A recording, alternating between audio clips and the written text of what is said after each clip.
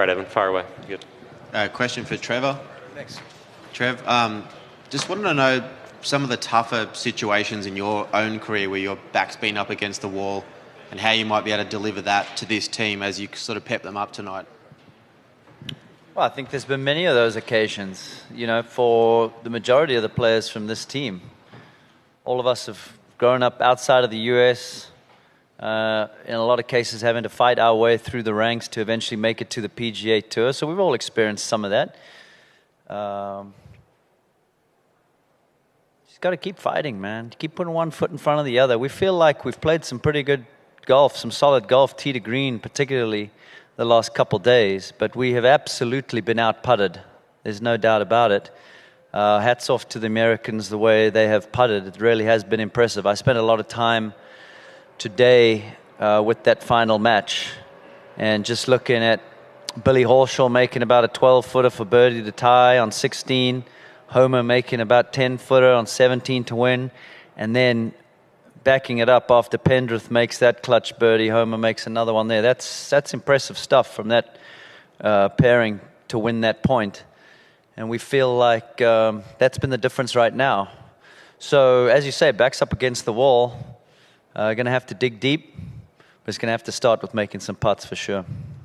Christian was just in here before and he said that playing for the Shield is maybe more prevalent than it ever has been. It used to be maybe playing for nationalities or whatever, but with the deficit so big, is there an element of maybe victory is going to be really tough, but we're at least playing for this new shield, this new identity? We're absolutely playing for the Shield, and I'm so proud to hear him say that. That really has been our goal, is for young kids all over the world to grow up and fall in love with the game of golf and dream to play on this team. So makes me extremely proud to hear someone like him say that, coming from my home country in South Africa. But, I wasn't very good at math at school.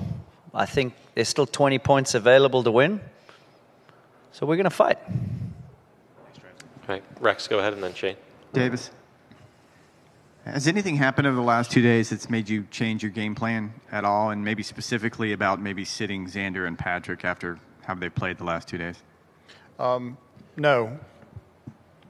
The plan is just, as we said yesterday, the plan is to try to figure out who to sit out. We got so many guys, so it's spreading it around a little bit. I think you've seen it in what we've done, last 5 or 6 teams, is we don't just hide people or make a guy sit out 2 days in a row or all day in the Ryder Cup.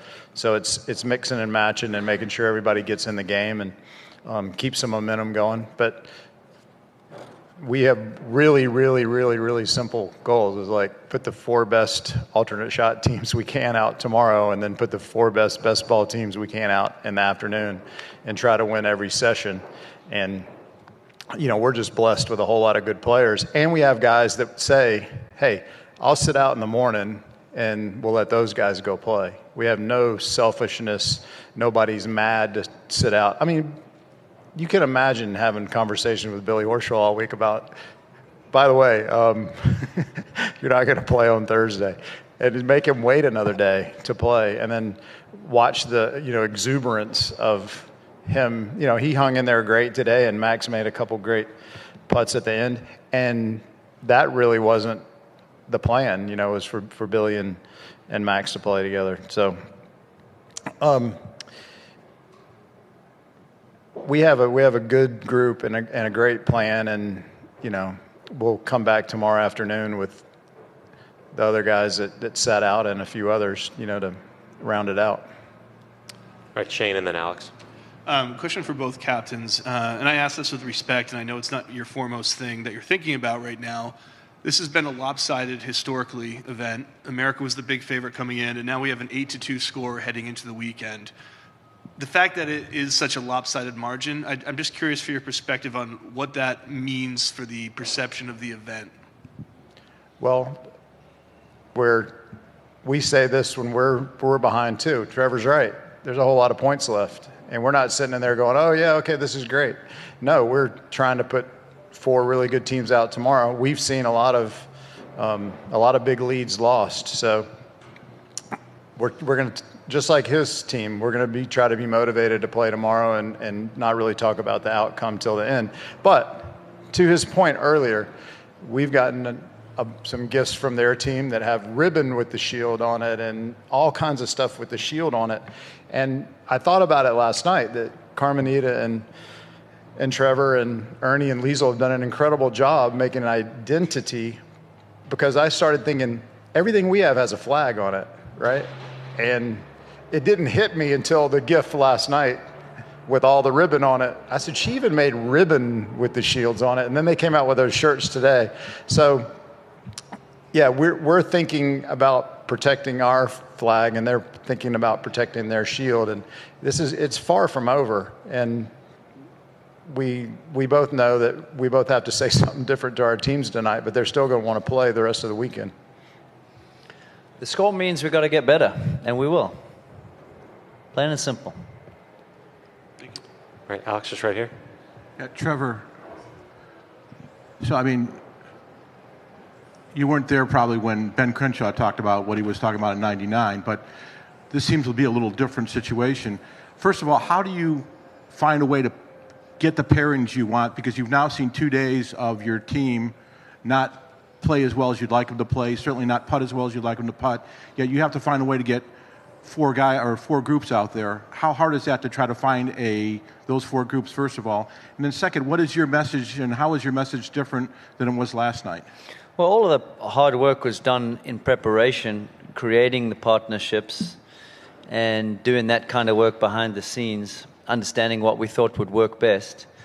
And so we run the system that we run, and we just got to hope that the guys perform better when they get to the greens. And that's just, for us, where it's been separated right now. As far as me saying something to my team, I don't need to say much, Alex. I don't need to say much. These guys are hungry and motivated. The scoreline may make you think differently, but these guys are hungry and motivated, man. They want to be here. They want to compete. It's not much needs to be said. Inside our locker room is a great place to be. It's a great place to be. We have got an incredible group here, and I'm talking about not just players. I'm talking about our spouses and partners. I'm talking about the caddies. I'm talking about our backroom staff. We have an incredible group here, and we have had a blast from the minute we touched down in this great city. Would we like the score to be a little closer right now? Absolutely. But there's 2 days left. We'll be playing as hard as you can play. Promise. We have time for a couple more. We'll do Adam and then Mark. Davis, after the way that Max kind of hounded you for the past year about getting on the team, what did you make of the way he came through this afternoon? No surprise. He's been playing great.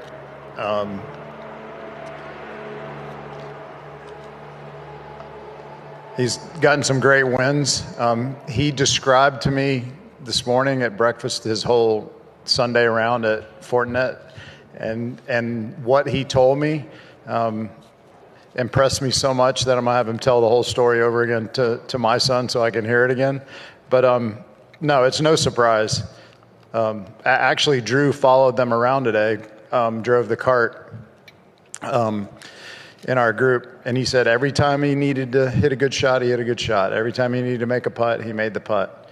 And that's what he did last week and last year in Napa, and he's a strong player. But he plays with a lot of passion, and he, like Trevor said, he's a great guy, great human being, as he says. All right, we'll just finish with Mark. Trevor, I hate to ask, but what did you make of Greg Norman's well wishes on Twitter? Look, any of you that have known me for the longest time know that I'm an extremely open and honest person. I pretty much say it exactly as I'm thinking it. And what I said was exactly what I was doing when I read that tweet. I was laughing out loud. So I learned long ago that lying is dangerous because you've got to have a good memory. So rather just tell the truth. All right. With that, gentlemen, thank you for the time and best I'm of going luck to have to go tomorrow. look at my Twitter.